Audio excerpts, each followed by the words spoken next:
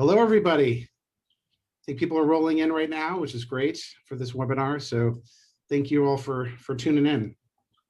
We're going to be talking with the great Akira Himekawa, and we're incredibly honored and privileged to be able to host this event and this discussion with them. The interview will be done by Sam Satin, and with translation by Jocelyn Allen. We're honored to have them as well here for this event. My name is Justin Hall. I'm a professor at California College of the Arts in the MFA in Comics program. It's a low residency program that is here in San Francisco. And every summer we do this thing called Comics in the City, which is basically we bring in prominent cartoonists to do guest interviews and lectures on campus. But of course, with the current pandemic situation, we haven't been able to do things on campus and have been doing them on Zoom.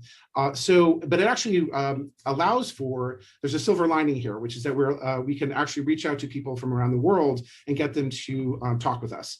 And this is what we're trying to do here, bringing in Akira Himekawa from Japan, and to be able to talk to us about their work.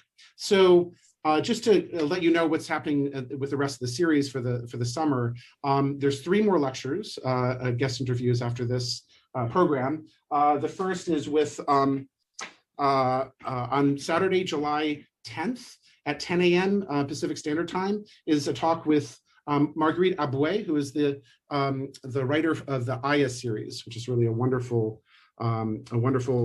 comic set in Côte d'Ivoire and Ivory Coast, a really beautiful sort of rom-com set there. So that's gonna be really exciting. And then also that same day, it's sort of doubleheader on that Saturday, July 10th, but at 5 p.m.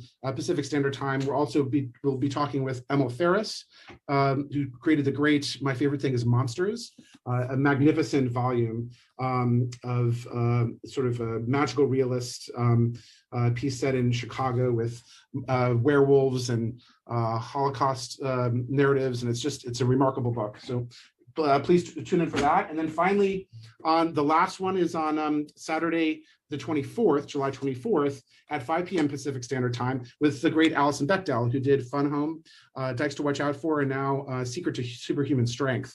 So we'll be talking with her as well. So please go and check out the webinar registration forms for that, and join us for all those programs.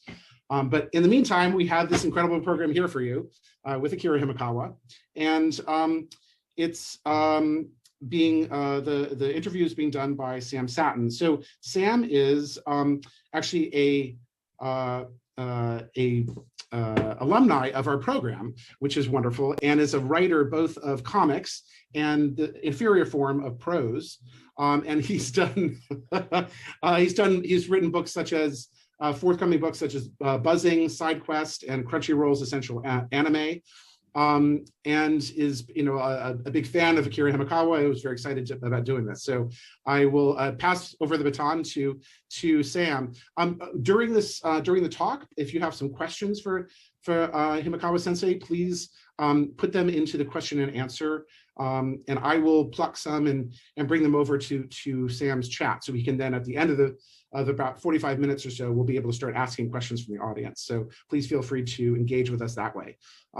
And I will let Samuel Satin take it over. So thank you again for everybody joining us here for this. And I'm very excited to hear it myself. So take it away, Sam. All right.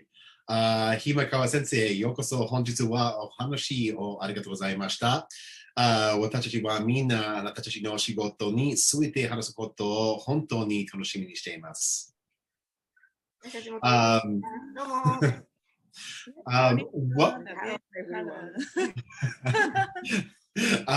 Welcome everyone to today's Comics in the City interview series. I'm Sam Satin, and tonight I have the honor of interviewing famed manga duo Akira Himekawa. And we are really looking forward to talking about their work. And as Justin said, translation will be provided by Jocelyn Allen. So let's go ahead and start by providing a bio for our guest, after which we can move on to questions. So Akira Himekawa is a manga creating duo comprised of 2 women who go under the pen names of Honda A and Nagano S. Himekawa initially formed in 1987 with their first collaborative manga, Huiri. In 1991, Himekawa made their commercial debut with popular series such as Lugur and Flame is Like the Name of the Wind, which won a Comic Semi Grand Prix award. From there, the duo pivoted towards fantasy and in 1999 began working on Zelda, the Ocarina of Time, serialized in Shogaku magazine, and since then has become a benchmark for the popular saga, producing multiple adaptations over the last 20 plus years to massive international acclaim. In the meantime, they have also tackled ambitious projects such as Astro Boy Reboot in 2003 and a collaborative project called Gold Ring with Emirati writer, and I'm sorry for the pronunciation here if I don't get this correct, Kais Sedki, leading to the establishment and winning of an inaugural Children's Book Award in the author's home country. Since 2012, Himekawa has pivoted their focus overseas, becoming increasingly active in the global comics community. As of 2019, they have acted as a visiting professor focusing on animal art at Utsunomiya University of the Arts. Their goal, as they have written, is to continue to challenge readers with a style that does not make you aware of age. So welcome to Akira Himekawa. So I'll go ahead and start at the beginning. And my first question will be, who or what made you want to make manga? Were you inspired by any particular manga growing up? じゃあ最初から始まろうか。漫画を作ろうと思ったきっかけは何でしょうか。何か子供の頃にインスパイアされましたか？漫画家になろうと思ったきっかけいいのかな？うん、そうですね。はい。どっちからいきますかね。まあ、私たちは小さい頃には今はゲームとかアニメたくさんの楽しいその子供にとって楽しいことたくさんあるけど、私たちが小さい頃はもう本当に漫画が一番のこう楽しみエンターテインメントで遊び楽しみであって、その物語の世界に、ものすごく夢中になってたんですね。でそれで自然に、描き始めたって感じですね。で子供の頃に大好きだったのは、もう私たちは、石ノ森章太郎先生と手塚治虫先生とか、白田三平先生とか、まあ、少年漫画が多いですけど、でもやっぱりテレビでその頃は白黒だったけど、やっぱりアニメがやっていて、それの、漫画を探して、夢中になって読んで自分も書き出したっていうのが、まあ、最初のきっかけですね。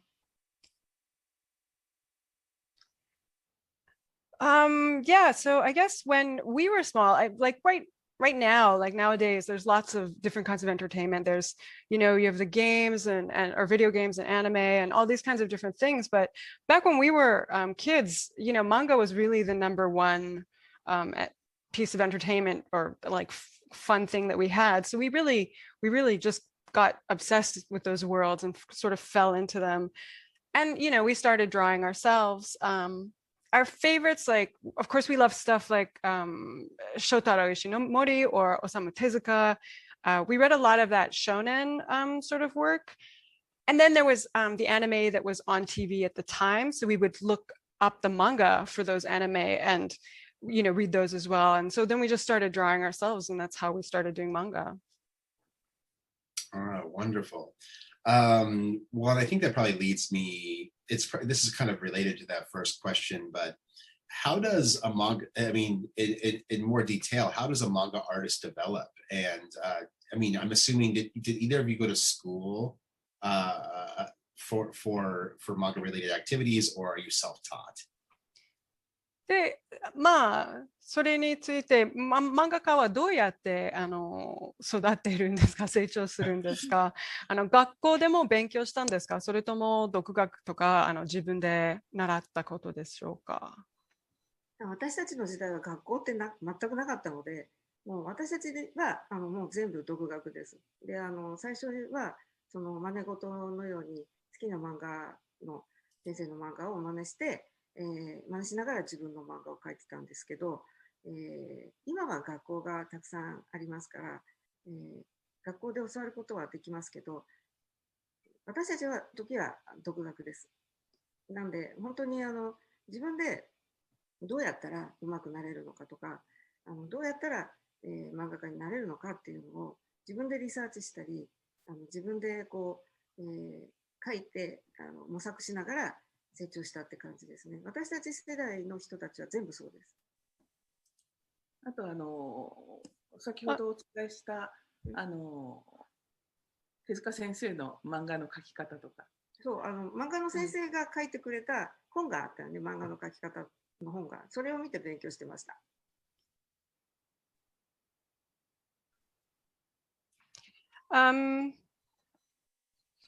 Yeah, back in our day, there were no schools or anything like that. You know, like it was just us learning on our own, kind of studying independently. So we would copy the manga that we liked to read, or kind of copy that and then try and draw our own. Nowadays, there's lots of schools, and so you can just go and learn how to draw manga. But back then, no, it was just a self-study kind of thing. So we would work on ourselves on how to draw well, or how to be like, how to find out how to even be mangaka. We would research that and sort of grow up on our own. I think in people of our generation, everyone was like that. And then there's also Tezuka and a lot of other manga artists did how to draw manga books. So you look at those and learn how to draw as well. That's wonderful. Thank you. Yeah, that makes a lot of sense. For our next question, can you tell me about how the two of you met and what led to the decision to start working together as a team?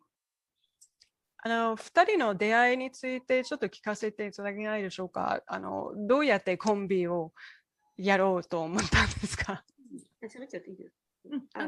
さっきの話にも通じるんだけど、要するに学校がない代わりに同人誌っていうか、その漫画が好きな者同士が作品を持ち寄ってファンジンを作ってたんですね。その仲間だったっていう感じです。This connects to what we were talking about before, but like we said, there's no schools or anything like that. So you'd make your own dojinshi, like self-published sort of zine kind of style. And then you kind of bring that work and come together and share your thoughts. And that's the kind of friends we were. That makes sense. Yeah, and so then this probably answers that question, but so I'm assuming that neither of you ever apprenticed for another mangaka or anything like that, and then that also makes me wonder whether or not either of you have. So if things have changed in the meantime, do either of you have apprentices or studio assistants of your own to help you with your workload, which is quite robust, I assume. じゃあ、アシスタントとかはやったことないでしょうか。そしてなんか今はアシスタントとか雇っていますか。少しだけやったことあります。2人か3人の先生のとこしか行ったことないんですけど、アシスタントで行く機会はね、残念ながらほとんどなかったんですけど、今は、そうですね、仕上げの人とかは常にアシスタントは雇ってます。We did both of us like kind of did a little bit of work as assistants, but we didn't really have a lot of chances for that. So not much experience, but we do always hire someone to do like the final touches and some finishing work on our pages. Nice. That sounds great. Yeah, and that makes sense. And I know that each of you have also worked independently on projects. Do you prefer to exclusively work as a team now, or do you like to pursue projects on your own from time to time? Is it all Akira Himekawa, or do you branch off in different directions? 今はコンビとして活躍していますけど、一人だけのプロジェクトも持ったことあると思いますけど、どちらが好きですか？一人で仕事をするか、二人でコンビとして仕事をするのか。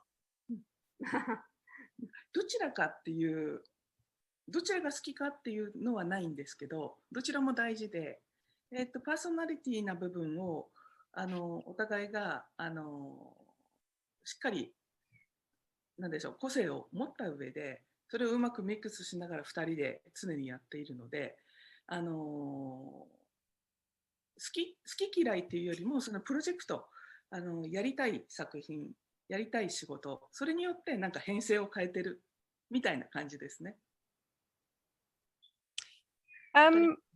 It's not really a matter of which like liking one or the other more. They're both really important to us. In terms of our personalities, we have our own, you know, idiosyncrasies and quirks. So we kind of work together by really mixing those in a good way, or bringing a good mix together.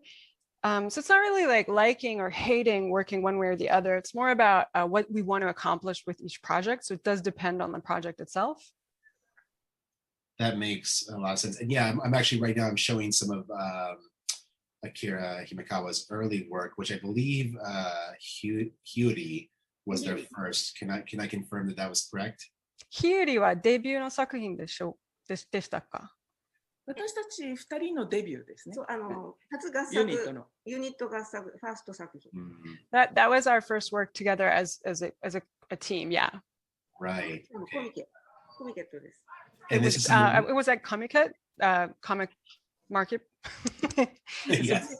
その前にこの長野はデビューしてました。もう普通の漫画家で連載もやってました。1年半ぐらい前にデビューして一本連載漫画を描いたところで2人で組んだんですね。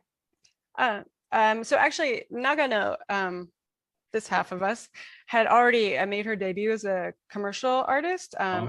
And so yeah, a year and a half earlier, I had made my debut as an artist. And so I had one ongoing series at that time, and then we debuted together with this. Yeah. And these are just for anybody who's watching, these are different works that have been produced by Akira Himekawa in different time periods. This was the first one, Huiri, and after that there is Guru Guru and The Wild Like Wolf, and I believe this one is Glideru? No, what is it called? I can't remember what this one is called. この黄色いの作品はタイトルは忘れたんですけど、はい？Ricky. Ricky. Okay, I'm sorry about that. Yes. 申し訳ないです。 Wonderful. And also, so I understand that you collaborated with an artist from the United Arab Emirates named, and again, I'm sorry for the pronunciation here if I don't get this correct, Kais Sedki on a manga called The Gold Ring. Can you describe the process of cross-cultural collaboration and and what you kind of felt about this project? すいません、発音はわからないんですけど、カイス・セドキと一緒に、それを合ってますよね。一緒にゴードリンという漫画を作りましたよね。で、その異文化コラボレーションについてはちょっと聞かせていただけないでしょうか。ゴールドリングは異文化は私たちはファンタジーを描いていたっていうのもあって異文化に大変興味があるし、好きだったっていうのもありました。非常にまず自分たちが興味があった。そうですね、この仕事は瀬戸木さんが、日本の漫画家に自分のアイデアを書いてもらってその漫画の本にしたいという願いを持って日本に来て出版社回りをし、で小学館が拾ってで漫画家を探した中に私たちがいて瀬戸木さんが私たちを気に入り書いたっていう経緯なんですけど、そうですね、話すと長いんですよ。何から話したらいいかちょっと分かんないぐらいなんですけど。あとあれだね、異文化のコラボレーションだから。異文化のコラボレーション。じゃあまずはちょっと通訳させてもらいます。Yeah, so with Gold Ring, yeah, there was that difference of cultures, but we write fantasy, so you know, different cultures is something that we're very interested in, and so when we heard about this, we were very interested in that aspect of the project. Basically, the how it happened was that Sedeki, he came to Japan. He had the idea of making his own story into a Japanese manga, and so he came to Japan kind of to shop this idea around to Japanese publishers. And he ended up at Shogakukan, who helped him kind of look around for manga artists and put out a call. And they got in touch with us. And then it kind of started to come together. And it's a very long story. And what was the rest of that question? And then, hi, dozo. I think no, that pretty much covers it. I think that, you know, asking about like the kind of process of cross collaboration culturally, because I mean, like, you know, working, I know that from what I understand, the gold ring was won and established the first children's book award in the Emirates, and I'm wondering kind of like how it was the kind of process of creating something this this important for or this this monumental for in terms of a cross collaborative effort. そうですね。異文化のコラボレーションについては、なんかゴールドリングは確かに分かる限りには児童文学賞を初の児童文学賞を取って、で結構大事な作品になっていましたので、それを作るにはちょっとどんな感じとかその時に大事なものを作っていると思ったんですかとか、そういうような感想を。これはそうですね、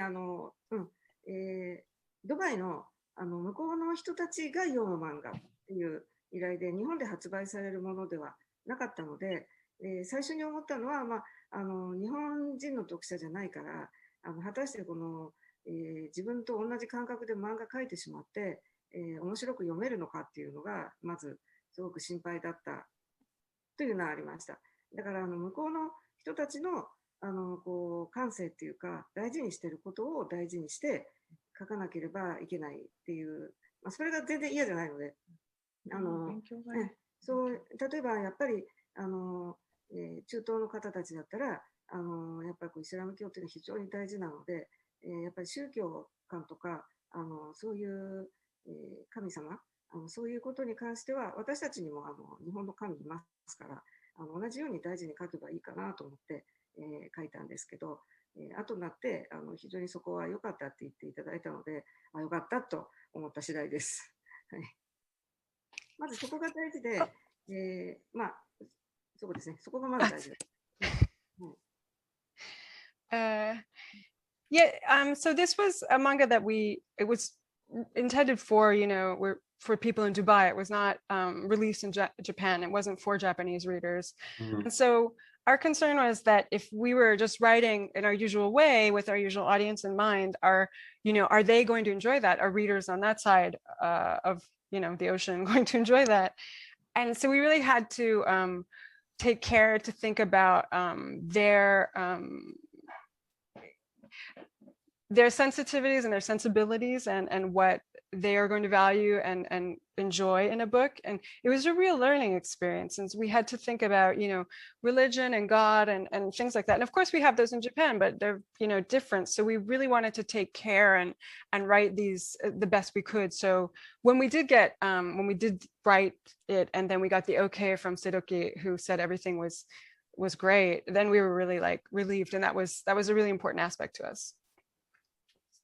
Thank you. Thanks a lot. Okay, so moving on from, for a moment from manga, I understand that you have both worked in animation, specifically on the Nazca anime. Do you find many differences between working in manga and working in animation? I'm assuming already there will be.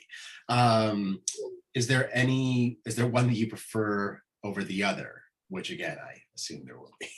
I think it's going to be mine.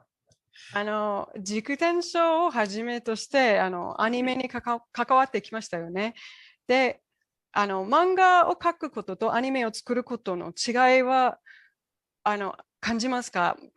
多分あると思いますけど、お聞きしたいんですが、で、あとはどちらが好きですか？アニメか漫画か。まず、あれですよね。漫画とアニメの作り方の違いの話かな。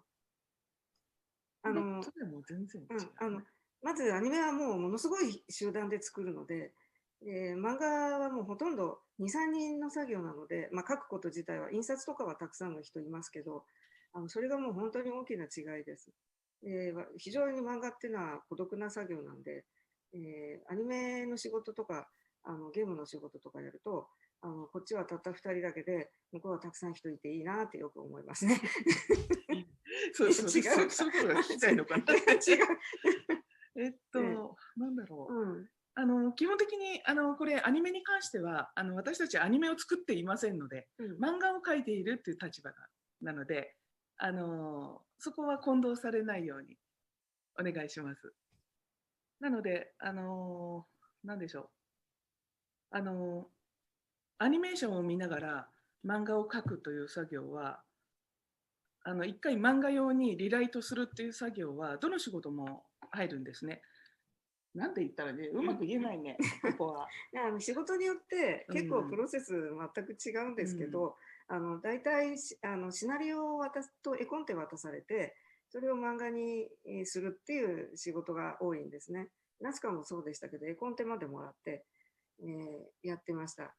アニメは私たちは好きなので、見るっていうことはアニメのファンでもあるし、とっても好きですけど、アニメを漫画にするっていうのは結構自分の漫画描くより大変なとこがありますね。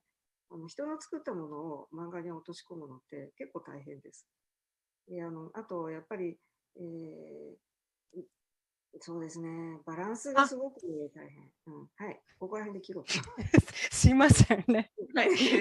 well, first of all, like we're with making manga, it's a lonely work. There's just two different ways of working here. Like with anime, you have this huge group of people involved, but when you're drawing manga, it's just one or two people, and it's it's a solitary kind of work. Of course, there are the people at the publisher, everyone working there, but I mean, when you're actually doing the making of the manga, that's pretty solitary work. And with anime, you have tons of people, and sometimes we're like, oh, so nice, huh? Like all those people. But basically, just to make things clear, we don't actually make anime. Like we were writing manga and in connection with anime, but please don't kind of confuse what we're doing there. So they didn't write the actual anime. They wrote the manga that was adapted to the anime. So they're we're watching the anime and creating a manga, and we're rewriting things into manga, sort of. I mean, it's a different, the process is different for every job, like what we're actually doing. So sometimes we get the storyboard or the script and we work from there and to make to write, which is what happened with Nazca. We had the storyboards and we worked from there. We really like anime, so it's, but we're fans of anime, but to make it into manga, that's quite a lot of work. It's like intense, and you're working with someone else's work there, so you have to find that balance. So sorry to clarify. So they did not write the Nazca anime. They wrote the manga that the anime, the tie-in to the anime based on it. ナスカのアニメは書かなかったんですよね。その漫画家、コミカライズの漫画を書いていたんですよね。アニメのことに関しては私たちはちょっとあまり詳しくわからないっていうことです。Yeah, that's right. They did the adaptation into manga. We're not really that knowledgeable about anime. Like we don't really know a lot of details there. Oh, okay. Thank you for clarifying. Okay, thank you so much. Okay, so now moving on to one of my favorites. So you worked on a Tetsuwan Atom or Astro Boy manga in line with the 2003 anime reboot. How was it to work on a Tezuka story? その2003年のアニメに沿って鉄腕アトムの漫画にも手がけたんですよね。で、手塚先生のストーリーに取り組むことはどうでしたか？いや、もうプレッシャーがすごくって、もう、もう大変でした。はい。本当にこのアトムって特別なやっぱり作品なので、話が来た時は本当に悩みました。どうしようかなと思って、もう断ろうかなとも思ったぐらい、ちょっとプレッシャー強いですね。はい、でもやっぱりファンだったので引き受けちゃいましたけど。はい。So yeah, the pressure was intense. Like it was really, it was really like a lot when it's such a special work, and so when we were first approached to do it, we really, wrestled with it, like if we were going to do it or not, and maybe we should say no, like, but then it was really well received by the fans, so it turned out great. That's great. Yeah. And how many volumes was it? It's 3 volumes, yes? 何巻ですか？これは3巻です。3巻ですね。Yeah, there's 3 volumes. That's great. Yeah.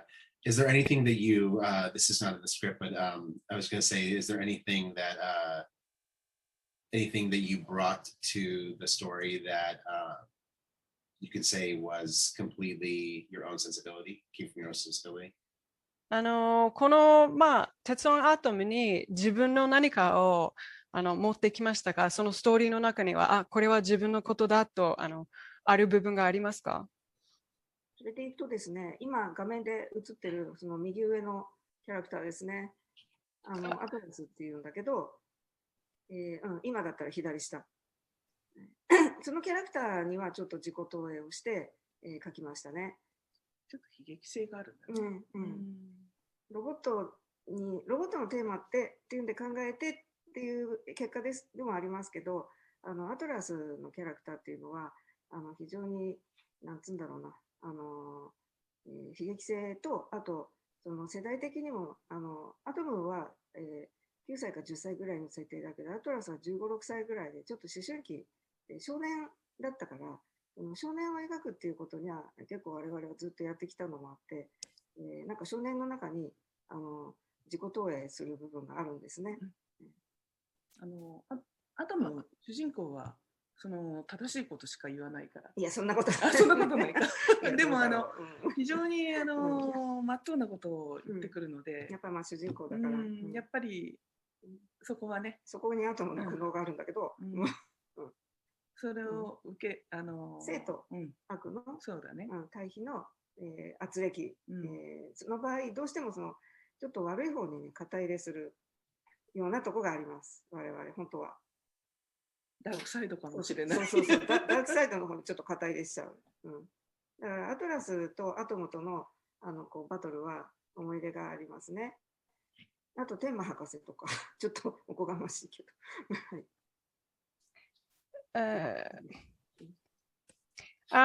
Yeah, if you go back to the first, like the image before this one, on the upper right there, Atlas is our character, someone we brought in, and that was something that was, I think it's Atlas. Is that how you say it in English? So that was someone that we brought in, and we were thinking about, we had the theme of like robots, and so we were thinking about that, and this is kind of where we went with it, is this character of Atlas. And there's a kind of generational gap as well, because Adam or Astro Boy is, he's around 10, 11, something like that. He's still a boy, whereas Atlas is, maybe 16-ish, and he's in adolescence, so he's doing a lot more questioning of himself, and he has more of a bad side, I guess, and he's sort of like, Adam only says the right thing. He's always correct. And then, no, he's not. Well, okay, but there's, he's the hero. So he has to be put together and kind of solid. But we have this kind of a little bit of a bad side to us. And we wanted, to kind of get that. And with Atlas, we have some really good memories with that battle there. So, and also we put some of ourselves into the themes of the book. Wonderful. Yeah, no, I think this leads me to your biggest project, the Legend of Zelda manga, which let's see here. So the series which you have worked on since 1998. and it spans multiple volumes and sells millions of copies nationwide. How did you come to work on Zelda? では、ゼルダの伝説の漫画の話をしましょう。98年から手がけたこのシリーズは何巻もありますし、ベストセラーにもなりました。どうやってこのシリーズを書くようになりましたか？最初はですね、きっかけはもう小学館から依頼が来たので、というきっかけです。で、それの時に時のオカリナがゼルダの伝説の、任天堂64のゼルダの伝説の時のオカリナが発売したっていうことでとっても人気があるゲームなんですけど、それが発売と同時にぜひ漫画化したいって小学館の編集長が思いうちに打診をしたって感じですね。うちに合うんじゃないかって思って。で、私たちはゼルダのことは正直よく知らなかったです。はい、一回も遊んだことなかったし、ゲームそのものをね持ってなかったので、だけどテレビのコマーシャル見ててなんかね、気になるなとは思ってました。はい、そしたら電話が来たので、なんか縁があるのかなと思いましたね。Yeah, at first the original way that we got involved was just that the publisher Shogaku came to us and asked us if we were interested in it. And this is when the Ocarina of Time, Legend of Zelda Ocarina of Time had just gone on sale, had gone on sale for the Nintendo 64, and it was the game was super popular. And so there was this talk of like, well, why don't we have a manga to come out at the same time with the game and sort of go along with it as a bit of a set maybe. We didn't actually know anything about Zelda at the time. We had never played the game, but we saw the TV commercial and it was like, oh, that looks kind of interesting. And then we got the call. So maybe it was some kind of fate there. That's funny. Well, then, what do you like? Well, okay, now that you have arrived at this point and you have, you've been kind of doing this for such a long time now, such a claim. What do you like most about creating the Zelda manga, and which characters or story arcs are your favorite? I would also say and why, but I'm not sure. That might be a little hard to get to. ゼルダに作るに至って何が一番好きですか？それとどのキャラとかストーリーの部分が好きですか？で、もしかしたら理由があるとそれも聞きたいです。ゼルダを作るには何が好き？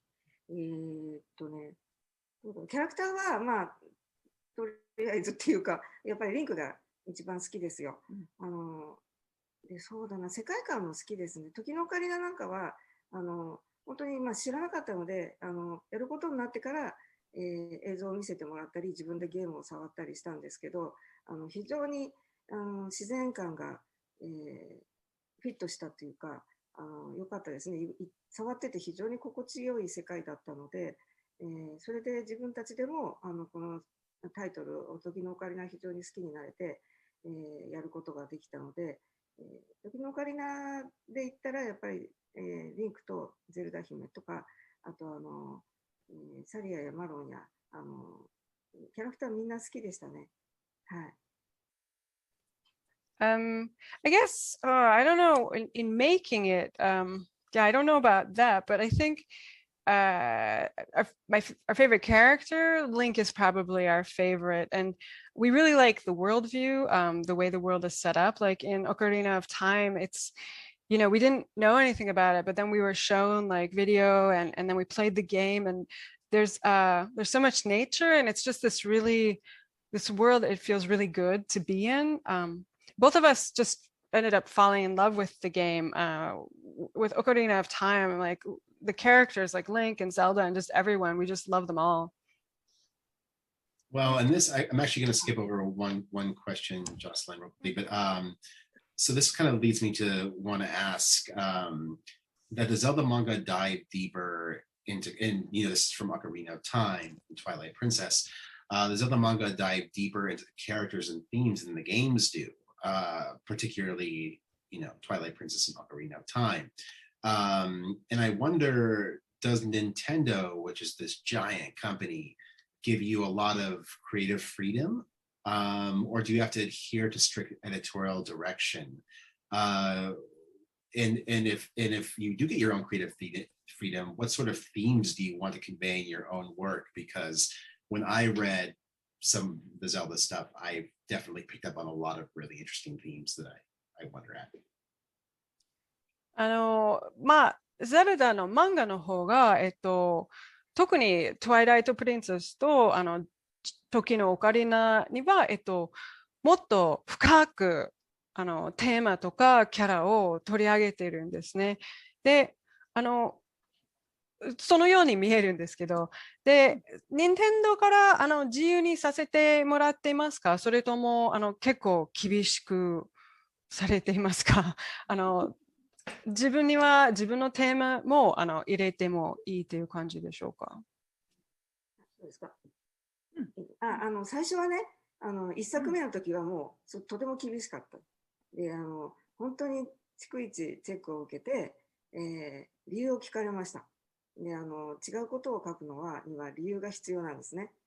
で、それで、正直すごく緊張もしたし、もう洗礼を受けたっていうか、任天堂さんこうなのかっていうのがすごくあったんですけど、1作目の時のオカリナを書いたことで非常に信用していただいて、でその後は本当に自由にやらせていただいてます。任天堂さんそういうとこは本当に一回信用していただくとずっとそれを裏切ったりしない限りはすごく信用してくださるので、私たちがこうストーリーを、深くする分には、もちろん毎回監修は受けてますし、その都度ご意見も頂戴して、すごく的確なことを言ってくださるので、それをストーリーに生かしたり修正したりとかして非常にありがたいです。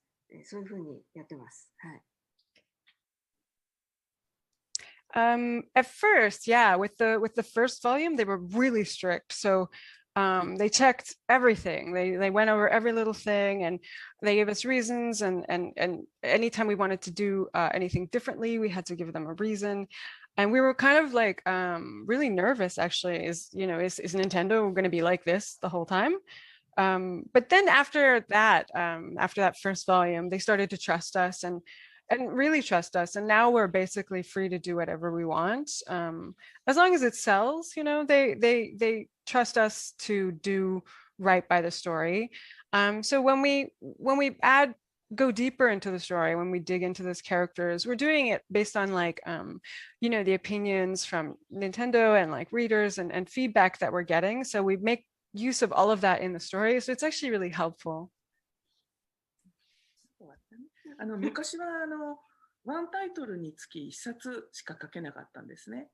だけど今はそれは日本の雑誌の媒体によってそのキャパは決められるんですけど、昔は1年で必ず1冊書き上げなきゃいけなくて、それをそのルーティーンっていうか毎年毎年それで執筆していたんですけど、最新のトワイライトプリンセスはもうデジタル日本の漫画がデジタル配信になり、で対象年齢がちょっと大人向きっていうこともあり、その一冊ではとても入らない内容っていうところで、普通の子供全年齢というよりもちょっと上向きを設定して書いている。劇画に近いんですね、日本の。それでどうしても感が必要ということで長く連載しているから、必然的に掘り下げた形になっていると思います。ドラマを深くすることでよりハードな展開をしているっていう形ですね。Back in the day, like we basically were limited to one book for each game title. Like that was it. That was the capacity. Like the magazine had certain capacity, and that's what we were doing. And so with that print magazine style, they have that sort of quota kind of. And so it was really like we had to do a book a year. And so every year we had this routine, we'd write these books. But now with Twilight Princess, with publishing digitally, there's more freedom there. And then the age group, the target age demographic is also like more adult. So things that we could never have done for the first volume of Zelda, say, like with its intended audience, kind of all ages audience. But this is for older than children, these aren't children. It's a longer series, and so we're necessarily digging deeper into the story for the drama and for the, to keep the story going. We have to get into some harder themes, I think. Yeah, I especially noticed that with Twilight Princess, which I understand is the most mature arc.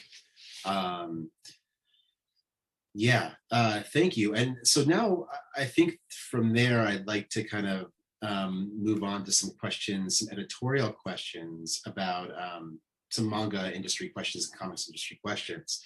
So in the United States, editors can help influence story directions, but they seem to have a much bigger role in doing such a thing in the Japanese industry. And I was wondering if you could talk about the role of an editor in manga, and wondering how your experience has been in that area. You've explained some of that with Nintendo, of course, but perhaps more generally, if possible. アメリカでは編集者の役割が日本と違って、日本の業界の方が大きな存在になっていると思います、その編集者は。で、漫画業界には、編集者についてちょっとお話を聞きたいんですが、それと姫川先生の編集者に体験などをお聞きしたいです。日本の漫画は編集者の存在すごく大きいですね。やっぱり漫画ってもちろんどの業界でもそうだと思いますけど、作る人と出す人がいないと広く行き渡らないので、たくさんの人に向けて届けるってことできないので、編集者がその漫画をいかにして外に向けて売り出すかっていうのが非常に大切なんですけど、あと漫画家をやる気にさせたりとか、ストーリーにディスカッションしてストーリーを作ったりとか、そういうことに非常に強い影響力を持ちますね。でそれが、良い時もあるし、逆に悪くなる時もあります。両方あります。で良くなったら非常にラッキーでヒット作になります。悪いと打ち切りになっちゃったりとかね。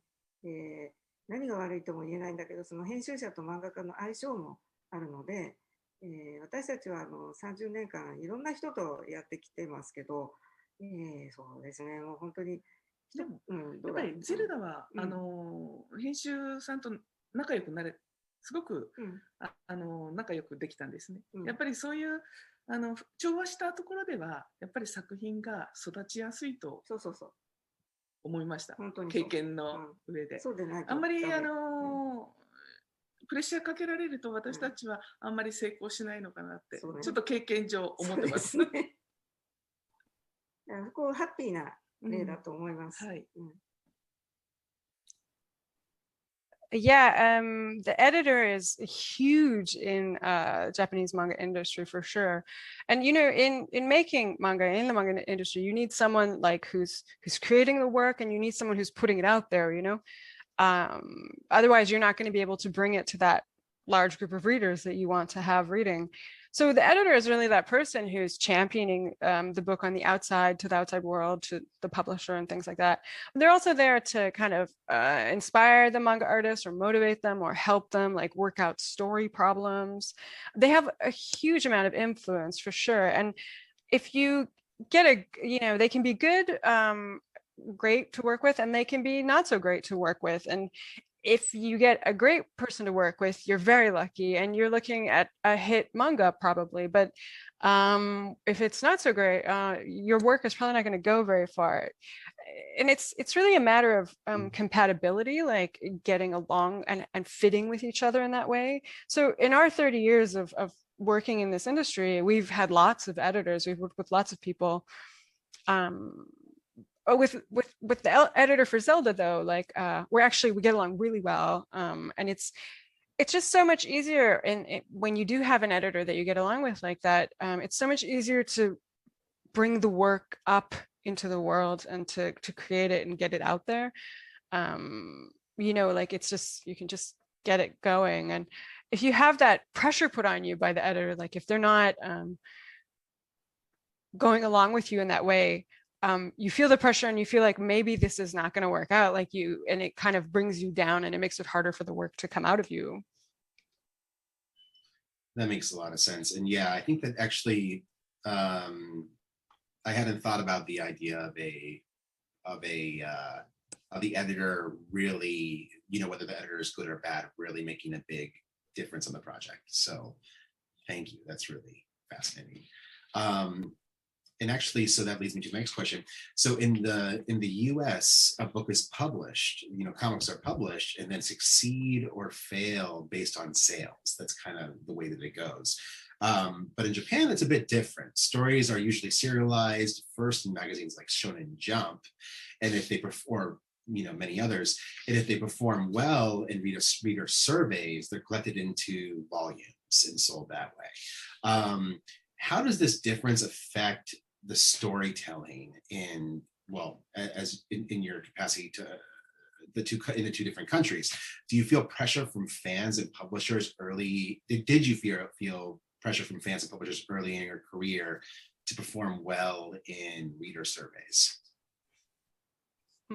アメリカでは本は出版されて、でその売り上げは成功の基準になりますが、日本では漫画は普段少年ジャンプなどの漫画雑誌に連載されて、アンケートに結果を得たら単行本が決定されますっていう流れだと思いますが、この違いはアメリカと日本でストーリーの語り方にはどのような影響があるでしょうか。で、漫画家としてデビューしたばっかりの頃には、その出版側にいいアンケートを、アンケートにいい結果を得るプレッシャーとかを感じましたか？あれですね、昔はたくさん日本に漫画雑誌ってあったんですけど、少年ジャンプ以外にも、今は雑誌っていうよりだんだんデジタルで連載をする、ウェブで連載する方が増えてきてるんじゃない？漫画は。そうするでどうなんだろうね。ちょっとそこら辺は私たちはっきりしたことわからないんだけど、それもその流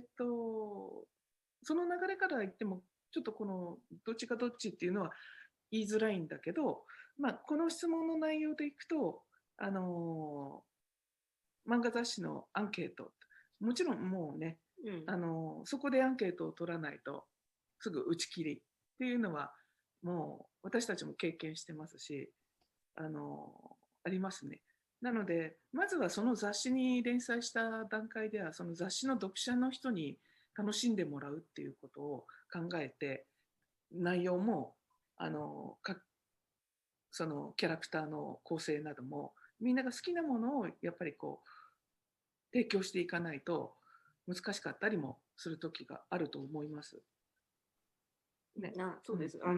でも本当にいろんなケースあって、例えばですけど、アンケート良かったとしても、編集部としてはこういう作品があんまりアンケート高いと困るっていうものも中にはあるので、そうするとそういうのが関係なかったりもします。そういうのはあんまり珍しい、そんなにたくさんあるケースじゃないけど、でもやっぱ新人のうちはもうアンケートは非常に見られますよね。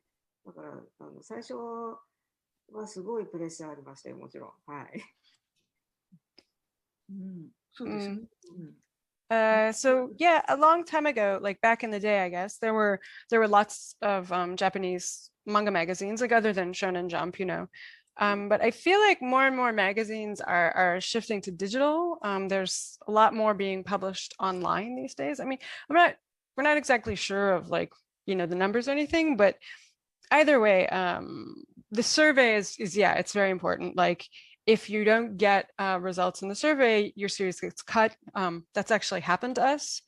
So right when you're starting a serialization in a magazine, you know, you need to be thinking about the readers of that magazine and what they're going to enjoy. So you're thinking of the characters and the personalities and trying to kind of go along with what the readers of that particular magazine expect. So it can be really tough. And there's lots of different ways these surveys are handled. Like, for instance, you might be getting like great results in the surveys, but editorial doesn't particularly put that much emphasis on that. That's a pretty rare case, but it's happened. But at any rate, back when we were like new at this, the surveys were really important. And we did feel like a lot of pressure to perform there. あと雑誌社、出版社によってアンケートでのなんていうのかな、重要さ、ウェイトはちょっと違いました。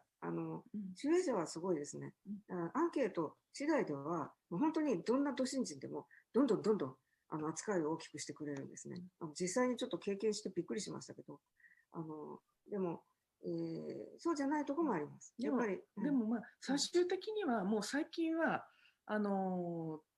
いろいろ開かれてきているので、ウェブなどで、やっぱり、面白いもの、みんなが見て面白いと思えば、必ず本になると思います。誰かがこう面白い、これを本にしようっていう人が現れたりして、やっぱり面白いものを書く努力、みんなに受けるものを書く努力っていうのが非常に必要なんだと思います。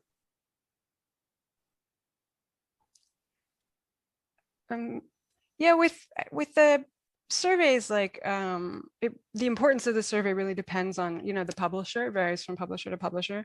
Like Shueisha had, they're just like totally focused and like go, we got to get the surveys. And when we experienced that, it was a bit of a surprise. It was like, whoa.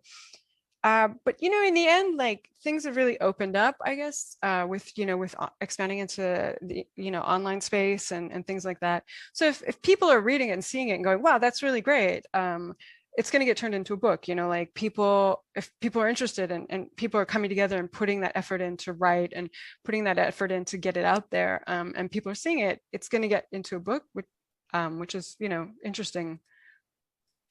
Yeah.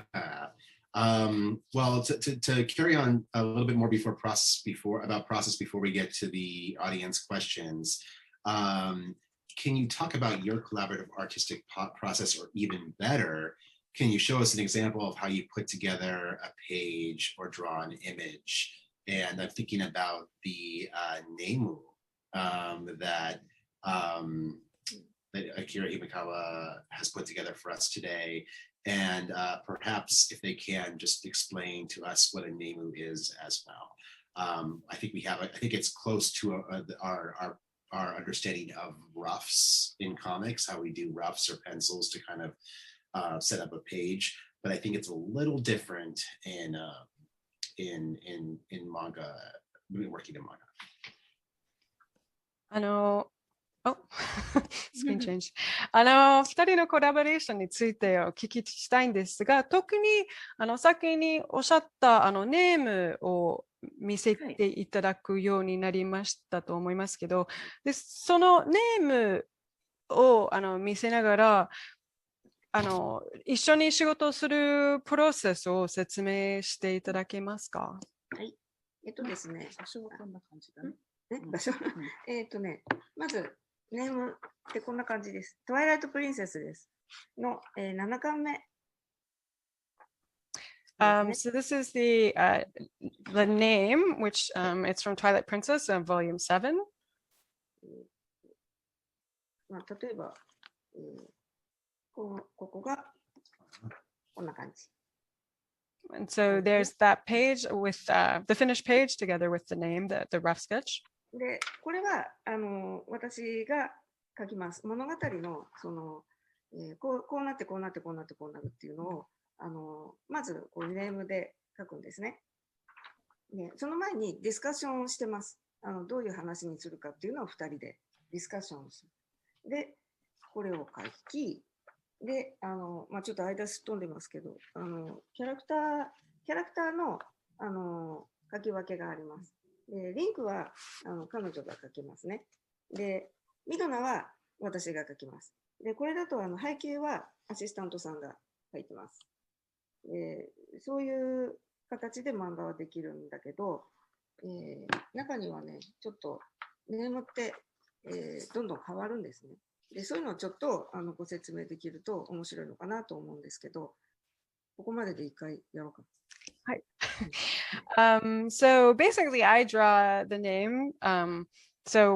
And the name is just the kind of general flow of the story, and this is going to happen, then this, and this, and this. And so I do the name first, and then before that, of course, the two of us discuss it together, and then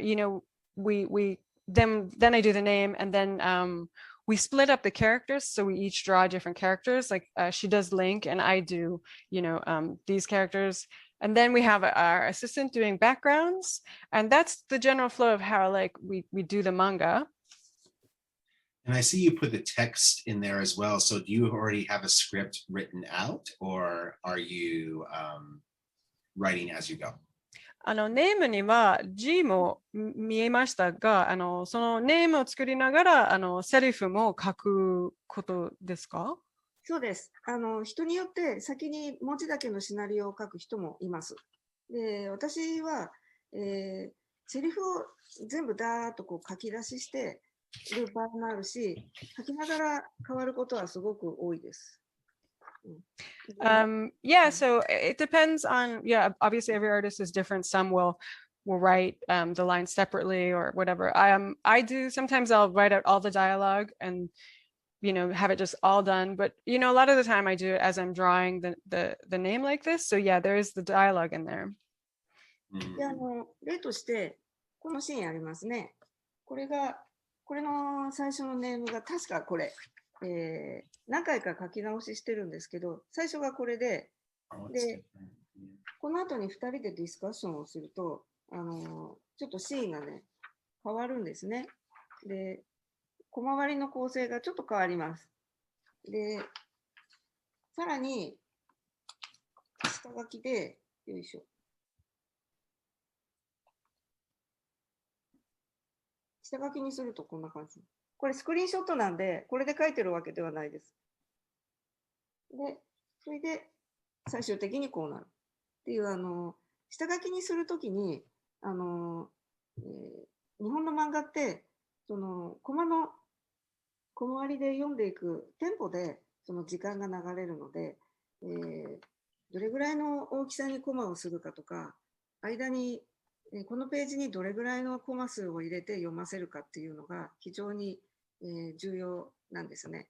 で、非常に尺が限られていることが多いんですけど、トワイライト・プリンセスはあんまりその、ページ数が伸びても、大丈夫なアプリ連載なので非常に助かるんですけど、そうやって本当は、1ページだったものを2ページぐらいに延長して、最終的なシーンができるっていうことがよくあります。訳せますかね。はい。So for this scene, this is the first name. 最初のネームは This is the first name that we did, or that I did here is this one.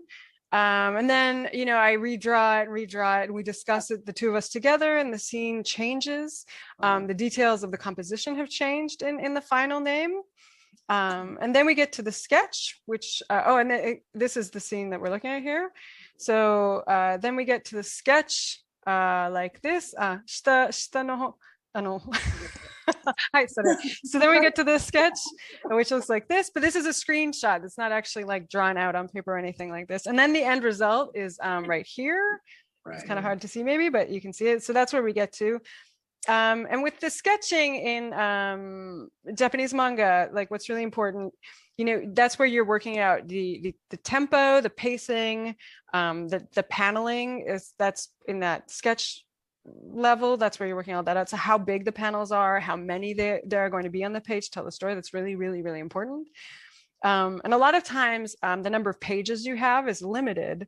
So, you're kind of working in that confine, but fortunately for us with Twilight Princess, we're not limited in the number of pages that we can do. So a lot of times we'll have like a single page gets extended into 2 pages like here. So we have that happen a lot too. So that's something we're really glad that we don't have that limit. That makes sense. ありがとうございます。 Okay, thank you. So now we're going to go ahead and open it up to a couple audience questions, which I have in right here to ask. So the first one from, and please forgive my pronunciation if I don't get this correct, but from Mahor Porgadim, I would like to ask, what was the most challenging part of working as 2 women in the manga industry? As 2 women working in comics in Iran today, which it seems that this person who's asking the question is, we would like to know if there's any advice you can give young women and girls who are interested. Did you get that, Jocelyn?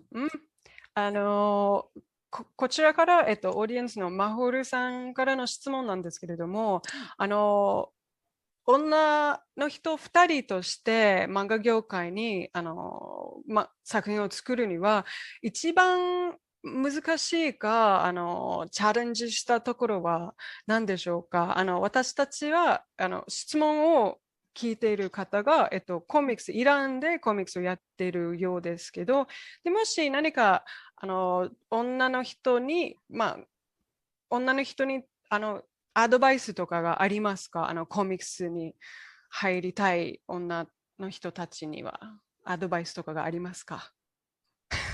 日本は少女漫画も業界もあるんで、基本的に女性の漫画家しかというかばかりなジャンルもありますから、全く、女性が漫画家になるのは本当にごくごく普通のことなんですけど、少年漫画を女性が描くっていうのがあんまりたくさんはない。でも最近多いね。最近はすごく増えましたよ。私たちがデビューした時は本当に数人しかいなかったんだけど、最近はもうどれぐらいいるかわからないぐらい本当に増えました。で、我々の時はそれ少なかったから、女性が少年漫画を描く、女の人が男の子が楽しんで読む漫画は描けないだろうっていうそういうその男の人が普通にそう考えていた。だから、名前をあんまり、女の人だってわからないような漫画、ペンネームにしたりとか、中には女性はラブコメ書かれてたので、あんまりそういう、そこまででも影響がなかったのかもしれないですけど、私たちがデビューした頃には割と女性であることはあえては言わず、どちらだかわからないようにするのがポピュラーでした。なんですけど、今はね、本当にそんなこと全く関係ないので、特にアドバイスはないんじゃないかなと思って、どうですか？今はもう全然、意識されない方が下手すると女性の作家さんの方が結構素敵な作品書かれる方が多いと思いますね。少年漫画ジャンプでもね、大ヒット作女性も男性も喜べる漫画を描かれる方がとても多いと思ってますんで、少年漫画でも今はそんなことないですね。昔はなんかなんでしょう、なんかプレッシャーはありましたね。昔はありました。要求のハードルが高い。だから少年漫画やるなら、私たちがいた頃は当時はもうジャンプすごく全盛だったので、もう極端な話、北斗の拳みたいな劇画が描けないとダメだよねみたいなことも言われたことがあって、だからそれはもう本当に大昔の話なんですけど、今はもうほとんどそういうことをどうなんでしょう。ちょっと今の実情はわからないんですが、それほどプレッシャー、女性であるっていうことをプレッシャー感じることはなくなりました。そうですね。はい。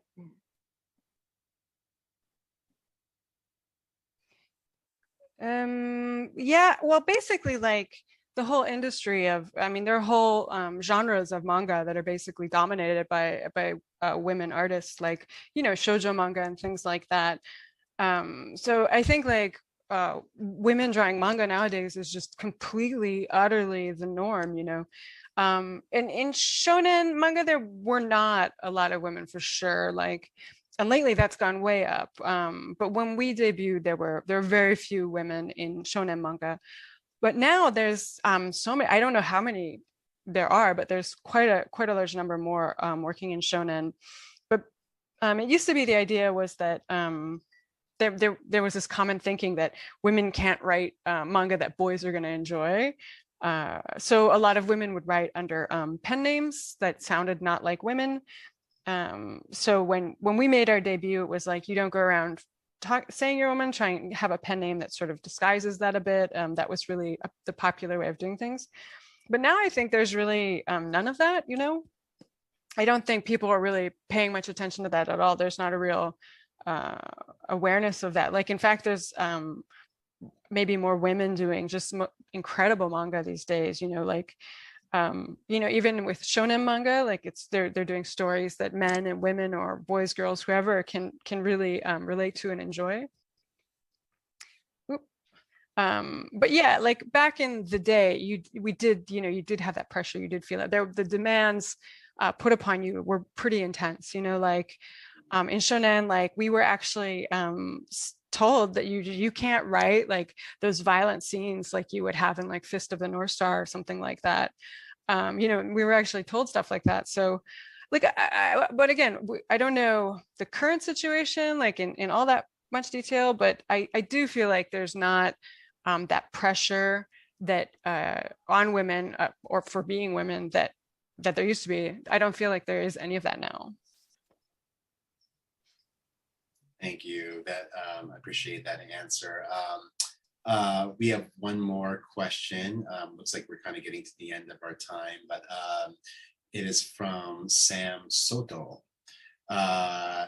Do you read many Western comics? And if so, which are some of your favorites?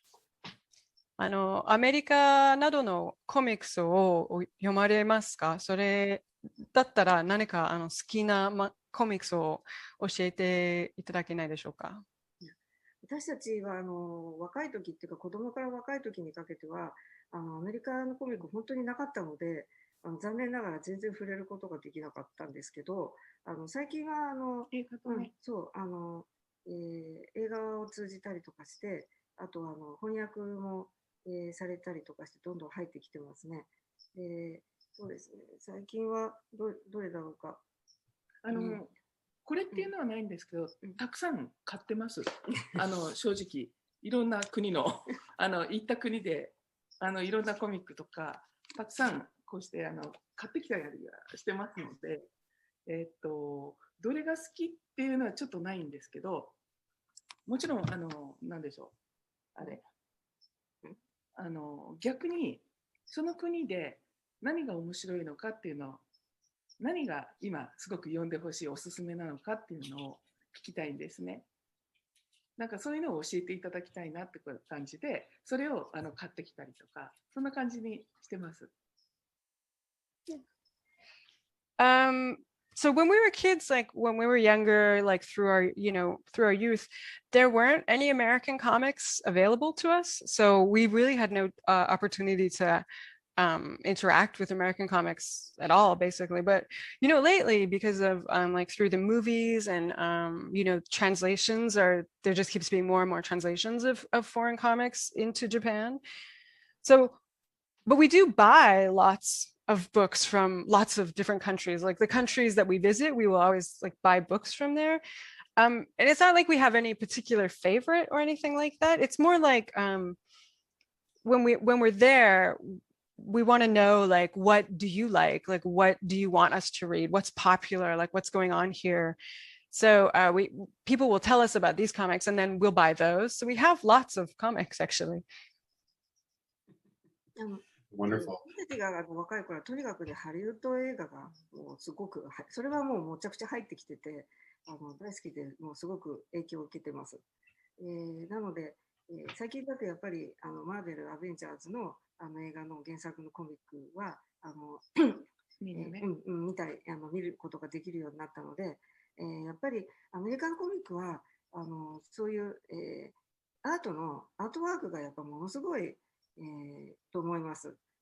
本当に、陰影の表現もだし、やっぱり絵を描く人は絵に専念してるのもあるかもしれないけど、とにかく書き込みもすごいし、すごくインスピレーションいただきます。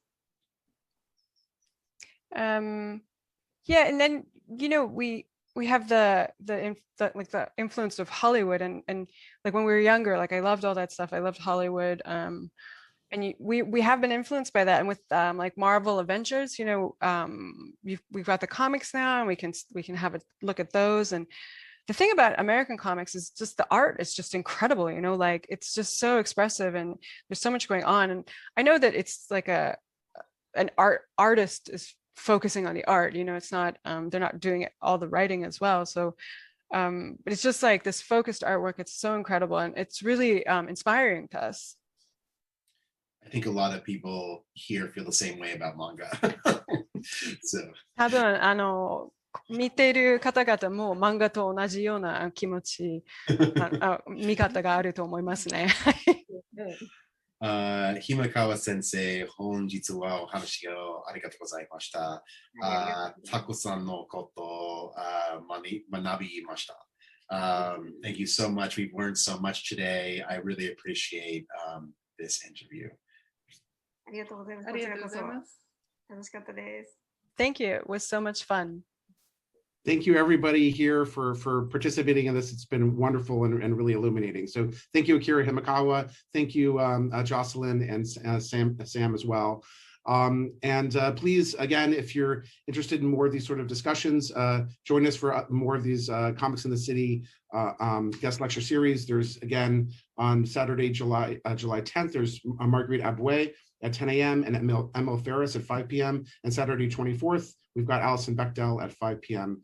And this is all Pacific Standard Time. But once again, thank you so much for everybody involved here. I deeply appreciate the time and everything you've been talking about. So thank you from California College of the Arts. And yeah, have a lovely rest of the day.